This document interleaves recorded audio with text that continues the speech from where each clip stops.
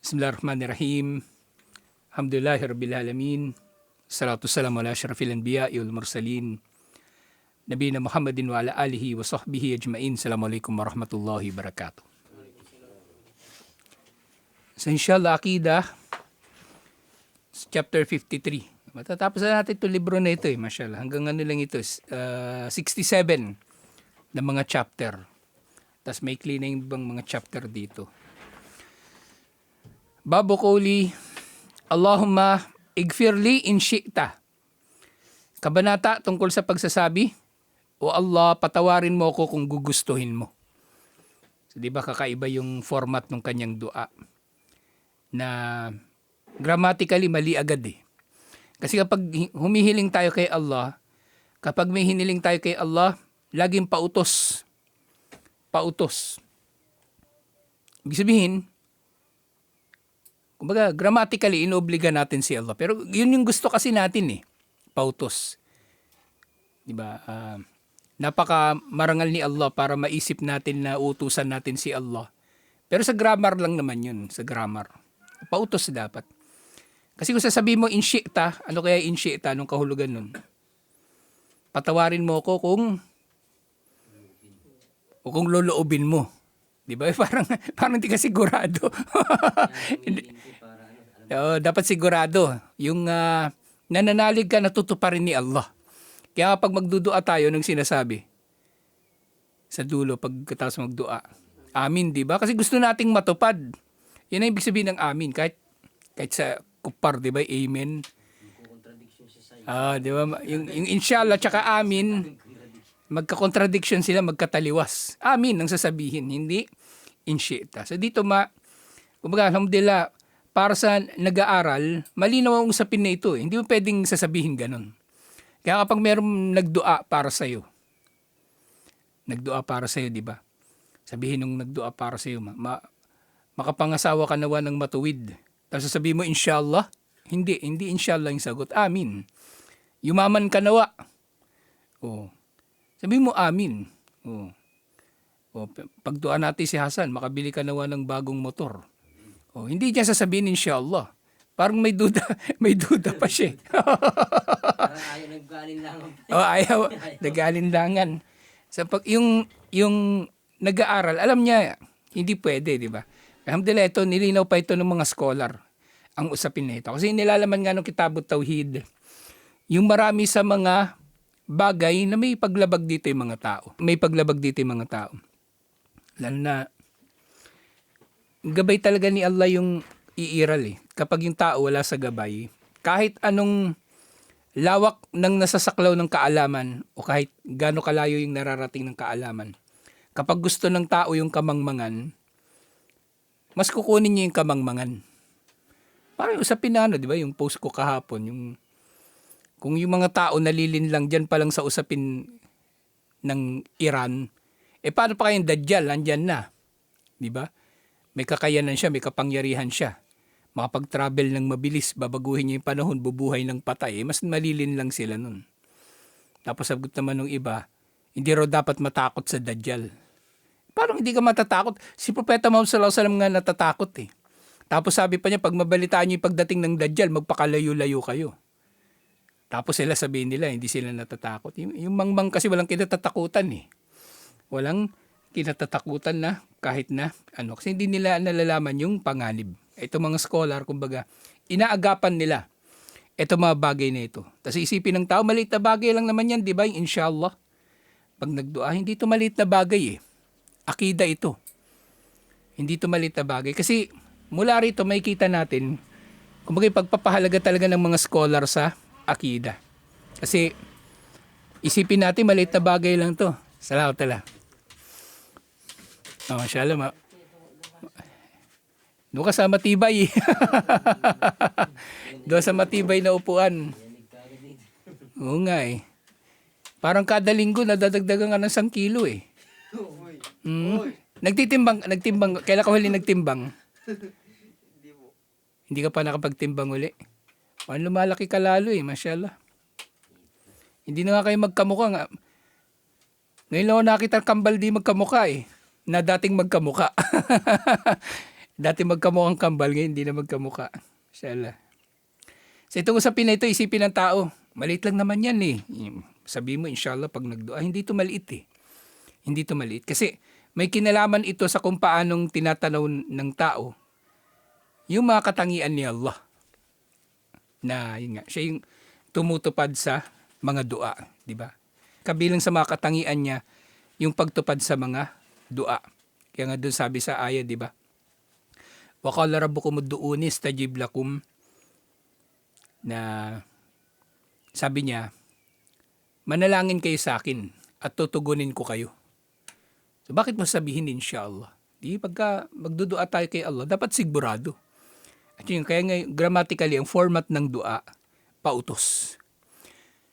Liban na lang doon sa ibang pang format ng dua, yung format para sa gaib, yung third person, magiging ano naman siya, madi, past tense. Past tense. Halimbawa niyan, radiyallahu anhu. Dua yun eh. Kalugdan nawa siya ni Allah. Ganon.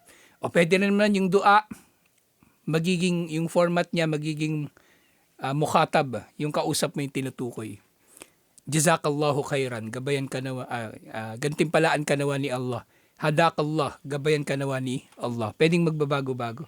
Pero lahat ng yun, kumbaga, sinasabi natin na yung nasa puso natin ang pag-asa, natutuparin yun ni Allah. Kaya hindi inshallah ang sinasabi. So dito nga sa usapin nito, hiya an nata'likad du'a bil masyiati mimma yunafi kamalut tauhid. Ang pag-uugnay daw sa dua sa kagustuhan ni Allah ay tumataliwas sa pagiging kumpleto ng iyong tauhid. Li'annahu su'u adabim ma'allahi haythu annahu yuhamu da'wal istigna an magfiratillah. So dito,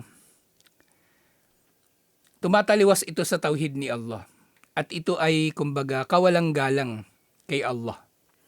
Nginiisipin ng tao.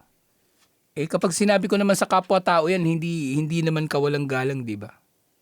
Kasi halimbawa, di ba, may kailangan tayo sa tao, sabihin natin, pautangin mo nga ako. Pwede mong sabihin ganon, di ba? O kaya, pwede mo ba akong pautangin sa kahulugan na pautangin mo kung gugustuhin mo? Sa tao pwede yun.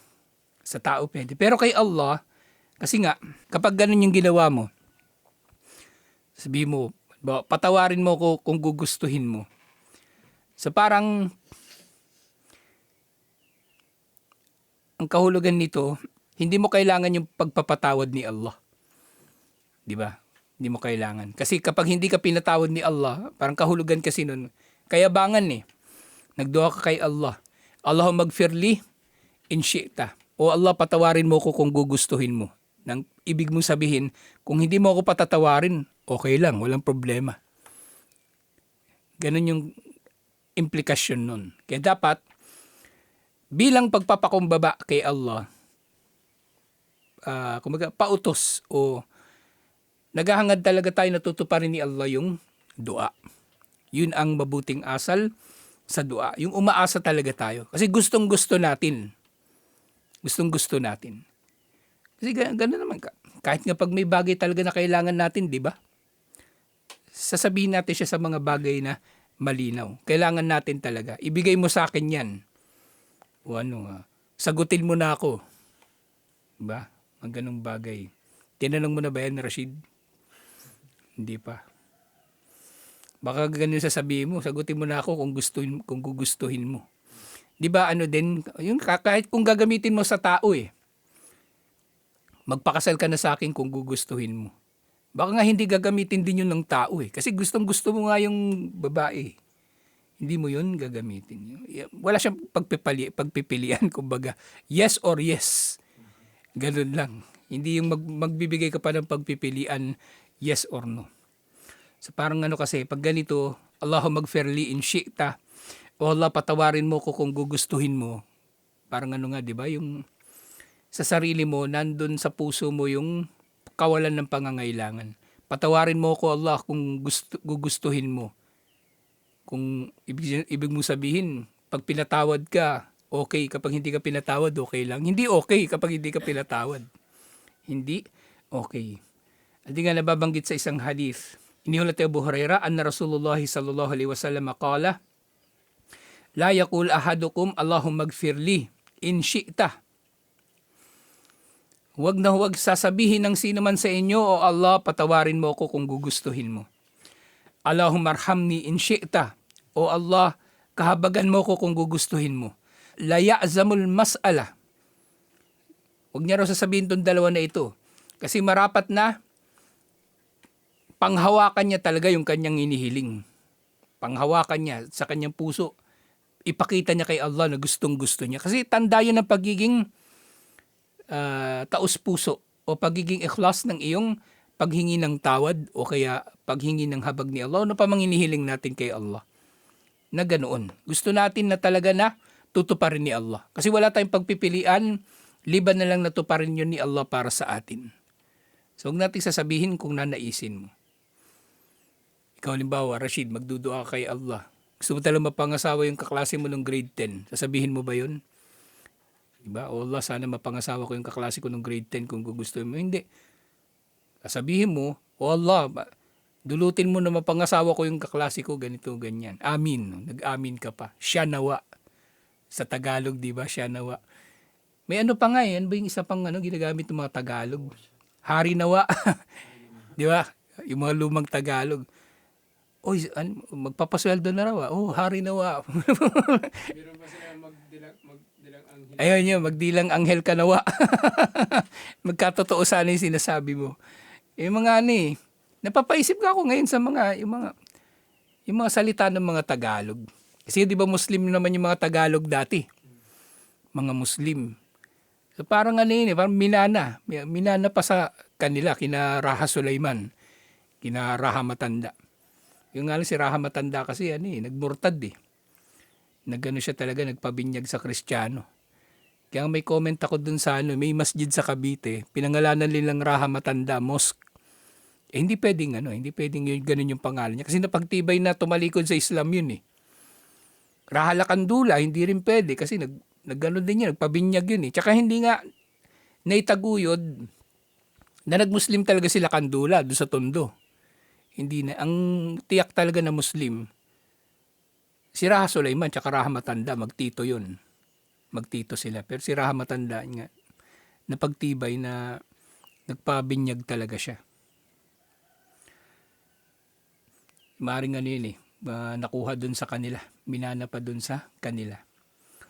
So pag magdudua daw tayo, kailangan matibay yung ating pinangahawakan na gusto talaga natin yung bagay na yun.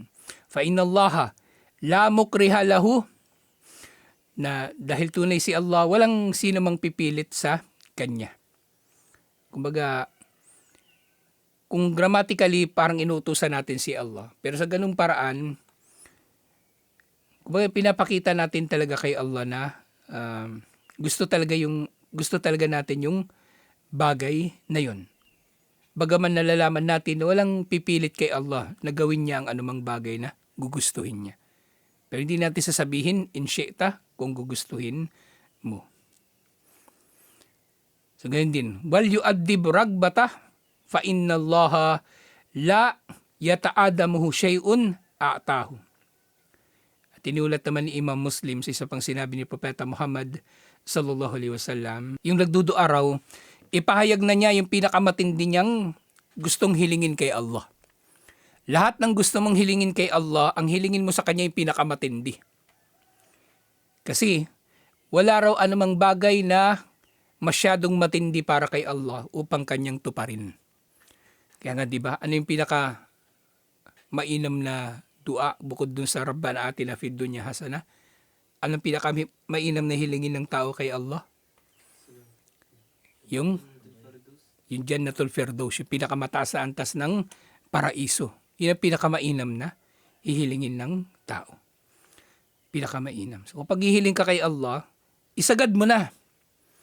Kasi nga si Allah, ang pinagkaiba ni Allah sa mga tao, si Allah, kapag hiningan mo ng hiningan at humiling ka sa Kanya ng pinakamatindi, mas mamahalin ka niya eh. Eh yung tao, hingian mo ng hiningian. Magbabad trip sa'yo yun. Magalit. Kahit nga hindi naman hingi eh. Bababali ka, di ba? Karapatan mo naman yun. Yung sweldo sa Sabado pa, pero Martes pa lang, wala ka ng pera. Bumalik ka Martes. Tapos Merkules, bumalik ka na naman. Parang nangyari, gusto mo sa sweldo ka araw-araw. Magalit yun. Eh si Allah, kahit anong hilingin mo, tindihan mo na yung paghiling mo kasi walang anumang bagay na masyadong malaki. Masyadong matindi para kay Allah na kanyang matupad. Hilingin na ng tao ang pinakamatindi niyang maihiling kay Allah. Ba si Rashid, di ba? O hiling siya na mapangasawa. Ihilingin mo na kay Allah pati anak. Allah, sana magkaanak kami 12. Magkaroon kami ng apo 1,000. Sagarin mo na. Di ba? Sagarin mo na. Mashallah. Alam ko na ba't tumataba ka? Wala kang problema eh. Ito problemado sa pag-ibig eh. Mashallah. Tataka nga ako, iniisip pa, ba't ba nagkaganyan tong kambal? Dati magkamukha to eh. Ngayon, ang layo na. Katawan pa lang, hindi na magkamukha eh. Mashallah. Tindihan niya na yung hiling. Tindihan niya na. Sinabi ni Propeta Muhammad sallallahu alaihi wasallam, wal ya'zum al-mas'ala. Kumbaga, panghawakan niya ng matindi yung kanyang paghiling ay liyajzam fi mas'alatihi wa liyuhaqqika ragbatahu. So marapat lamang na maging matibay siya o matatag sa kanyang hinihiling. Yun talaga, pakita niyang gustong-gusto niya yung bagay na yun. O parang si Hasan, di ba? Huwag ka na magduan ng Honda Click 125. Isagad mo na. Gold Wing. Di ba? Gold Wing. Kanin, 2 milyon yata yun. Tapos ang laki ng makina pala nun, 1.8, parang kotse. Eh, isang piga nun, 1 litro agad. Inshallah. Nakita na ako nun. Ang laki nga nun. Ang haba pa, parang ang kotse. Si makina niya, ang BIOS 1.3 eh. Tapos yung motor 1.8. Pwede mo panghila yata yun ng tumirik na jeep eh. Kasi nakita ko niyan sa expressway eh, yung may tumirik na L300. Hinila ng big bike nung enforcer. So, kaya siguro. Malakas ang mga gamit nila, highway patrol. Mga 600cc nga lang yun eh. Ito 1.8, 1,800. 3 doble. Inshallah. Eh, yung maganda pang dito, tricycle mo, Gold Wing. Akit ka siguro na kilat, Naiwan yung side. Naiwan yung sidecar. Akit ka ng kilat, nakaano ka pa? Nakakwarta. Inshallah. So nga itong sinabi na ito ni Propeta Muhammad sallallahu alaihi wasallam, ano raw ang faida? Ano yung kumbaga pakinabang na makukuha dito?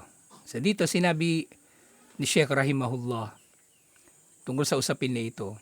Idharu li adami faidati takidil istighfar wa rahmah bil masyiati. So ang pakinabang dito, pinapakita lamang nito na hindi tayo marapat na kumbaga maglilimita sa ating mga sarili, sa ating kagustuhan, na humiling kay Allah, lalo-lalo na yung kanyang kapatawaran at habag. Nasasabihin natin kay Allah kung gugustuhin mo. Kung gugustuhin niya lang, patawarin niya tayo.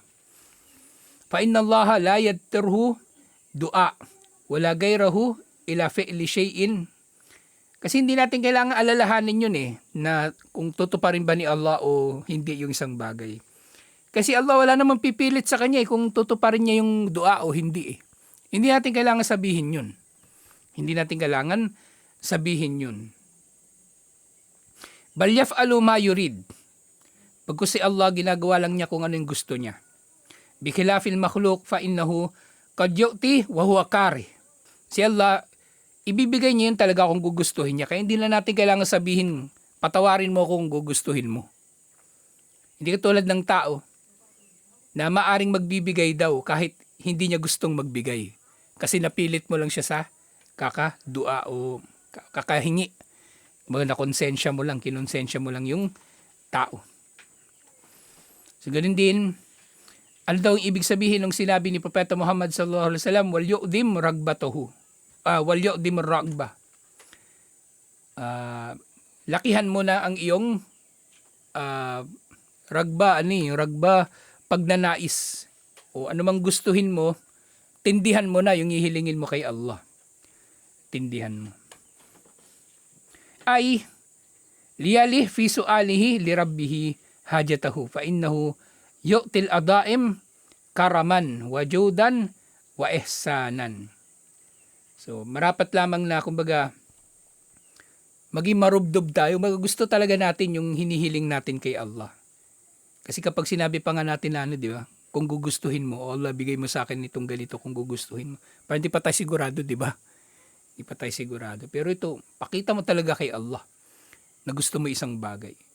Kasi Allah nagbibigay ng anuman dahil sa kanyang pagiging mapagbigay, dahil sa kanyang pagiging mapagbiyaya, at dahil sa kanyang kabutihan.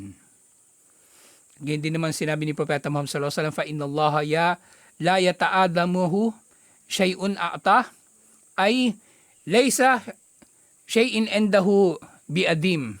Walang anumang bagay ang matindi para kay Allah na hindi niya kayang ibigay. Liban na lang syempre kung yung hinihiling mo imposible. 'Di ba? Ano na yung given na yun eh. Kaya nga si Allah, ang kanyang mga pangalan at katangian inuunawa natin. Ano yung palagi sinasabi tungkol sa mga pangalan at katangian ni Allah? Kamayaliku li jalalihi. Katulad ng kung paanong naayon sa kanyang karangalan. So pwede tayong humiling ng kahit ano kay Allah. Liban na lang dun sa makakaapekto sa karangalan ni Allah. Kasi naisip ko yan noon eh. Hindi pa ako Muslim. Bata pa nga ako eh. Di ba si Aladdin? Si Aladdin, di ba? Meron siyang lampara tapos lalabas na genie. Yung genie, may tatlong hiling ka lang. Naisip ko noon, kung matalino ka, meron genie, hiling ka 3. Ang unang ihiling ko, do sa genie. Naisip ko lang to nung di pa ako Muslim, bata pa ako nun. Dapat si Aladdin, ang hiniling niya do sa genie, gawin mong unlimited yung hiling. Di ba? Naisip ko din, nanonood ako ng Aladdin. 3 lang eh. Unlimited wish Oo. Lumabas si genie, di ba? Sabi, meron ka 3 kahilingan. Sige, unang hiling ko, gawin mong unlimited yung hiling ko. Oh, sabi niya, your wish is my command. Tutuparin ko yung kahilingan mo. Di tutuparin niya yung unlimited. Pero nga, yung hindi mo pwedeng idua kay Allah, iba lahat pwede. Yung anumang makakasira, kumbaga, hindi naman makakasira kay Allah. Kumbaga, makakahamak kay Allah. Hilingin mo kay Allah. Gusto ko rin maging Diyos. Kasi pwedeng may taong ganyan, di ba? Iisipin niya, ganun, gusto ko rin maging Diyos. Hindi mo pwedeng hilingin yun. Gago ka pag ginawa mo yun. Hindi mo pwedeng hilingin yun kay Allah. Gugustuhin maging Diyos. O kaya mga imposible. O Allah, gusto ko makalipad. Baliw ka na nun, wag ginawa mo yun. Gusto mong lilipad ka. O Allah, gawin mo akong babae. Yung mga ganun, hindi kasama yun dito. Natindihan na yung paghiling. Bagkus ang tinutukoy dito na walang anumang bagay na malaki na hindi kaya ni Allah na tuparin, yung mga bagay na karapat-dapat lang na tuparin ni Allah. Likamali ganahu wa in aduma fi nafsil makhluk. So walang anumang bagay na malaki na hindi kayang ibigay ni Allah dahil sa kanyang matindi na pagiging mayaman at kawalan ng pangangailangan. Yung pangalan ni Allah na Al-Ghani, ang kahulugan ng pangalan ni Allah na Al-Ghani, bukod sa pagiging mayaman ni Allah, na siya ngay nagtutustos, di ba? Hindi siya mauubusan. Wala siyang pangangailangan sa mga nilikha. Kaya, anumang mga hihilingin natin na, kumbaga, matataliwas yung kahulugan ng pagiging gani ni Allah, hindi rin pwede. Kasi Allah napakayaman niya at walang anumang bagay na matindi para sa mga nilikha ang matindi para sa kanya. Tutuparin niya, kaya niyang tuparin. At yun nga, syempre, sa usapin ng dua, di ba? Maaring hindi matutupad ang dua. Yung dua mo ngayon, may eksakto hindi matutupad, di ba? Pwede. Pwede hindi matutupad. Pero, yung gantimpala ng dua na yun, ibibigay pa rin ni Allah sa kabilang buhay. Ibibigay ni Allah. Bawa si Rashid, di ba? Nagdua siya kay Allah, magkatuluyan sila nung classmate niya noon. Eh, hindi tinupad ni Allah. Ako, sakit naman nun, ha? May ano yung kupar, di ba? Yung may ano sila, yung pamahiin. Kapag nakarinig ka rin ng bagay na hindi mo gustong mangyari, kakatok ka rin sa kahoy. Supla. Ano tawag doon? Supla. Supla. Kakatok ka sa kahoy, 3. Ganyan yung mga klase ko noon, yung elementary high school, naobserbahan ko na sa kanila yung pagka napag-uusapan namin, may namatay daw ganito. Oh, ganun ba na? Ako, delikado. Kakatok ito. Tapos pag walang kahoy, hanap ng kahoy yun. Yung kahoy, nandun pa yung kahoy, pupunta yun doon, kakatokin niya yung kahoy. Hindi siya kakatok sa semento, sa kahoy talaga siya kakatok. Para hindi raw malas. So, hiling si Rashid, di ba? Ya Allah, sana magkatuluyan kami nung kaklase ko. Eh, hindi sila nagkatuluyan. Oo, di ba? Ay, sinasabi nila ngayon, awit. Yung awit pala na yun, aw sakit, ganun. Ano na naiimbento ng mga tao eh. So, hindi tinupad ni Allah dito sa dunya, di ba? Pwedeng tutuparin ni Allah doon na sa kabilang buhay. Doon na ibibigay ni Allah yung gantimpala. Kasi dua, mabuting gawain pa rin, di ba? At lahat ng mabuting gawain gagantimpalaan. Yung may reward pa rin. O, sa pamagitan ng dua mo, sa halip na tuparin ni Allah yung pagbigay sa ng mabuting bagay na gusto mo, aalisin ni Allah sa iyo ang isang bagay na masama naman. Madidisgrasya ka, tinanggal ni Allah. Kasi yun yung ginawa niyang kapalit ng dua mo. Sa halip na ibibigay niya sa yung dinua mo, bibigyan ka niya ng kaligtasan naman mula sa kapahamakan. O kaya, syempre, di ba, maalam naman si Allah. Hindi niya dinulot na magkatuloy si Rashid tsaka yung classmate niya nung grade 10. Kasing classmate pala niya nung grade 10, tomboy. Di ba? Mahirap yun. Mahirap yung ganun. Hindi ko alam, magpapakasal ba ka sa'yo yun? Tomboy yun eh. O ano pa mang pwedeng magiging dahilan. O narcissist pala. Narcissist. Alam ni Allah na kapag magkatuluyan kayo, hampasin kanya ng tubo. O hindi na dinulot nila. Maraming dahilan. O maaring pwedeng mangyayari kapag hindi natutupad yung dua. Huwag ka masyadong huwag ka masyadong obsessed dun sa babae na yun. Huwag ka masyadong obsessed dun. Sinasabi ko na sa'yo. Ang problemahin mo ngayon, magpayaman. Yun, para may utang. Pangulog ng motor. Yung problemahin mo. Kasi pag mayaman ka na, yung babae nang lalapit sa'yo, sinasabi ko sa'yo. Pero huwag ka naman maging cheap. Yung sino-sino na lang papatulan mo. Kasi may ganun eh. Lalo yung mga babaeng desperado. Yun. Kasi Hasan, delikado to eh. Motor ka lang nga dyan, rampa-rampa eh. So ngayon, panghuli inshallah. Limada naha ang ta'likid du'a bil masyiati. Ma'aan nal umur kullaha la takunu illa bi masyiatillah. Ito naman yung malaking tanong nga talaga sa usapin na ito. Bakit ipagbabawal yung pag-uugnay sa du'a sa kagustuhan ni Allah sa masyiah? Di ba pang ilan nito sa mga rukun ng qadar? Yung irada o masyiah. Pangalawa. Di ba kaalaman ni Allah tapos pagnanais ni Allah, yung masyiah o yung irada. Bakit bawal? Samantalang, di ba lahat ng bagay naayon sa kagustuhan ni Allah? Lahat ng bagay naayon sa kagustuhan ni Allah. Tapos, bawal sabihin na kung gugustuhin mo kapag magdudua tayo kay Allah. So, yung sagot dito, kasi parang contradiction, di ba? So, para ma-reconcile ito, li'anna du'a ubudiyatu lillah. Dahil ang dua ay pagiging alipin kay Allah. Ibig sabihin, dapat natin gawin. Inutos sa atin ni Allah eh. Maraming mga aya sa Quran nag-uutos sa atin na magdua tayo kay Allah. Di ba yung kanining aya? Wa qala rabbukum ud'uuni. Sabi ng Panginoon ninyo, manalangin kayo sa akin. Utos ni Allah. Wala tatum illa bittalabil jazim. At hindi ito isa sa katuparan yung dua. Hindi nagawa ng tama ang dua liban na lamang sa paghiling na matatag. Alladhi la taraddadu fihi.